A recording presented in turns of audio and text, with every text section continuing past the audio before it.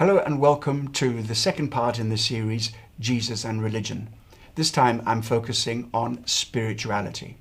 Now we know that Jesus is the founder of Christianity, as it is today the world's largest religion. 31% of the world's population have some kind of adherence to Christianity, whether it's cultural, historical, or personal.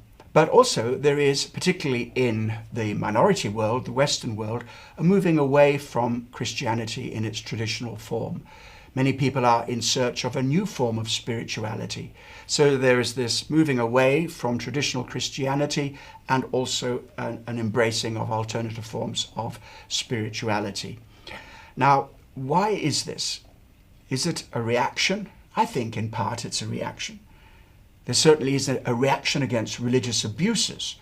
There are scandals and stories almost daily, very much before our minds, the abuse of power, authority, physical, sexual, and emotional abuse in religious institutions.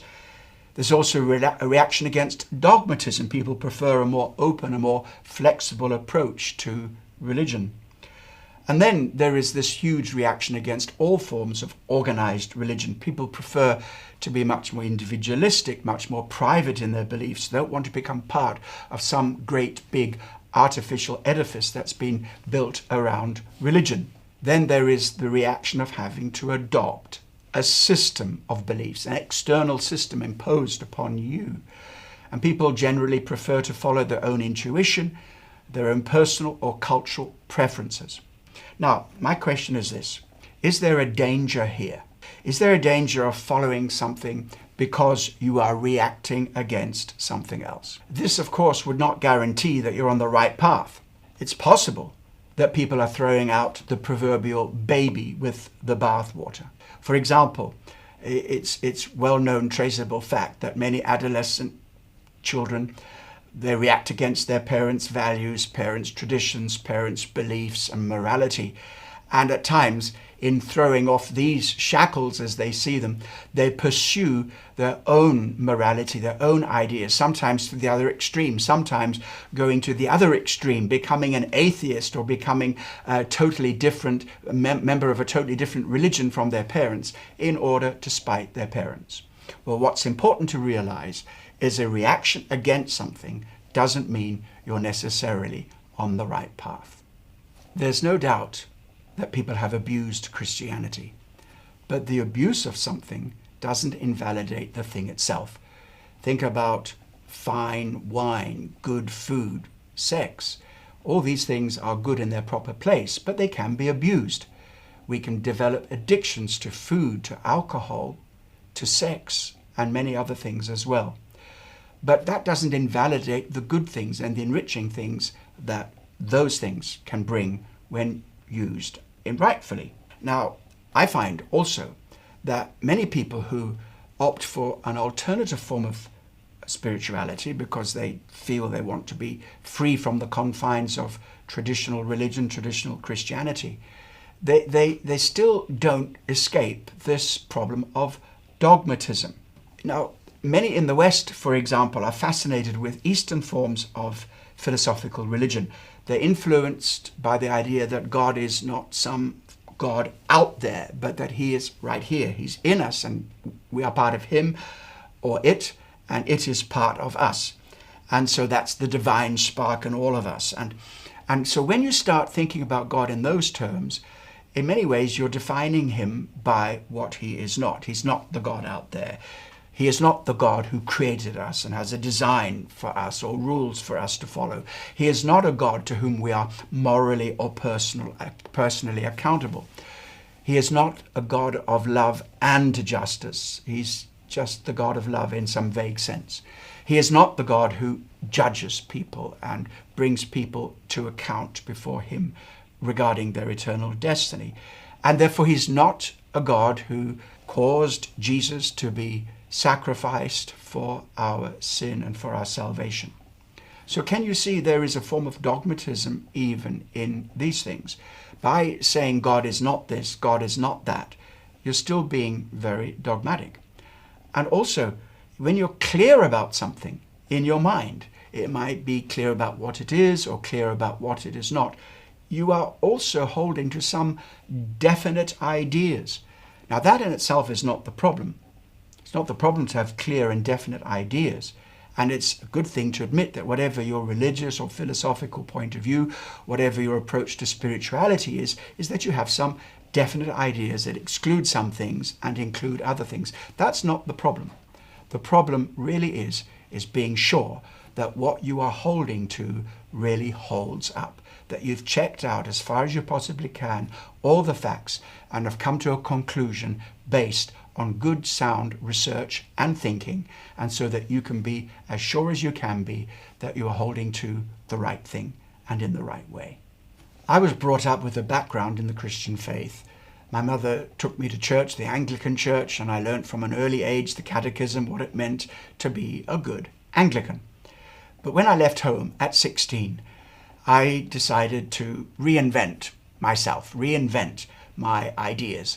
And so I decided no longer to believe in the God of Anglicanism, but to think of God more as an impersonal force, something more like nature. It wasn't really reasoned, researched, or well thought out. In a way, I was just wanting to kick over the traces and perhaps justify some of the personal lifestyle choices free from parental control that I wanted to make. But the important thing is this: my belief system, not well thought out, was nevertheless a choice, and it was actually part of a worldview that I discovered a little later on. And so your personal choices usually fall into one of several worldviews, and it's important to understand the worldview that you say you represent and say you believe in them, and to check it all out. I often find people say, Colin, you got to prove what you're saying, prove what you believe, prove it to be true. And of course I will try my best to give a reason for what I believe, but I often find the people who say that to me are not very good at looking into their own views to see what their views are founded on. They think that the onus of proof has got to be on the Christians who say, well, you've got to prove that Jesus Christ is everything he claims to be. But they don't seem to understand that the finger is pointing back to them, for them to examine the basis of what they believe. Socrates said an unexamined life is not worth living. I think we can add to that and say an unexamined faith is not really worth holding to. Now, many people can give an eloquent presentation of why they believe what they believe, but usually those are those who belong to some kind of world religion which has got a history of defending their faith and presenting their faith in various ways. And even those who maybe don't follow a traditional world religion like Christianity have some good ideas, some good reasons as to why they might form an opinion about alternative forms of spirituality. But actually, by and large, I don't find that people examine their own faith or their basis of what they believe in, don't examine that well enough. And so the question is, can we get to the place where what we believe has been fully examined, and then the conclusions that we draw and the commitments that we make to a certain worldview or a certain spiritual outlook are well founded? I think we can. I think we can. And anyway, it's the onus is on us, and I think it is right that we should do that, that our opinions should not just be personal views that are not examined, but that we really check it out to see that our beliefs are founded on something.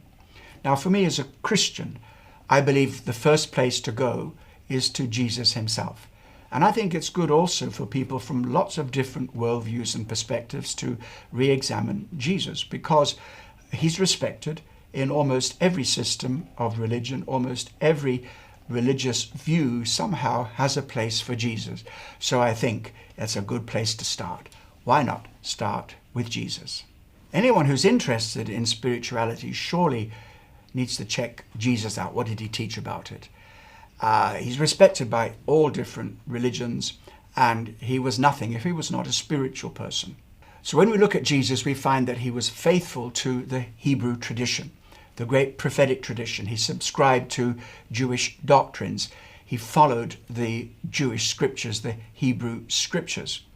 And so when he speaks on spirituality, it's very interesting. This is what he said: God is spirit, and those who worship him must worship him in spirit and truth. Now that's very interesting to me, because that short statement reveals a great deal about Jesus' spirituality. First of all, he recognizes that God is spirit. In other words, God is spiritual. He is spirit. He is a being, a spiritual being. And also he's not a being like human beings. He is spiritual, a spiritual being, not physical as we are. Also, Jesus here shows that he believed that God is personal.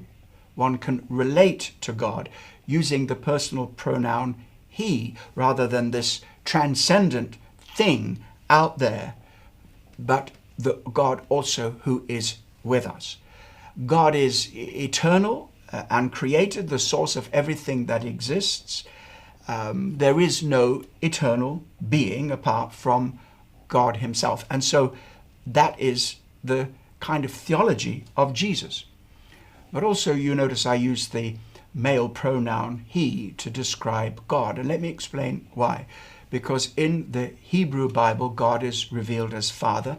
Now, God, of course, is above gender, but he is revealed Father with all the masculine personal pronouns, not to make some great patriarchal statement, but in order to show that God's family is something that is so close to his heart. You see, God is Father, and the family, the human family, the setup of mother, father, and children and family is a reflection of the family of God. And so those terms are put for us in human terms so that we can relate to them.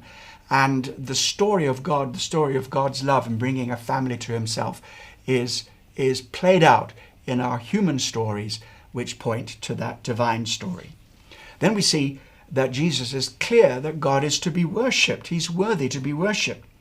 But he must be worshipped for who he is, not who we think he is or who we'd like him to be or who we might wish to conceive him to be, but to be worshipped as who he is. Everybody wants to be themselves.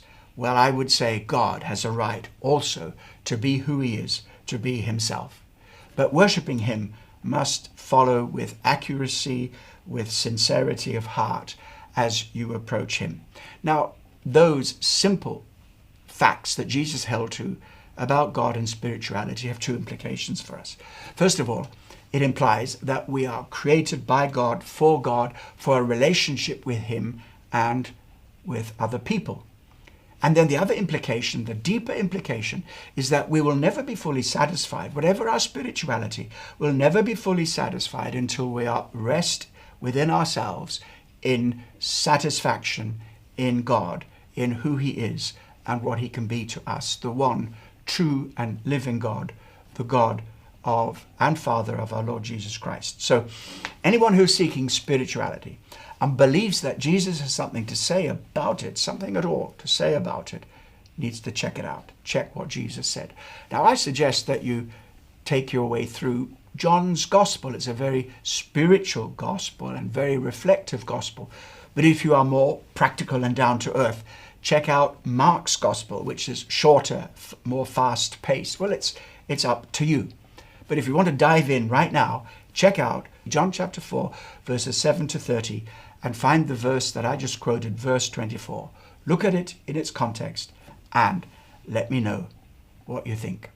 If you've enjoyed watching this, please subscribe to my YouTube channel and also leave some comments below. I look forward to hearing from you. Thank you.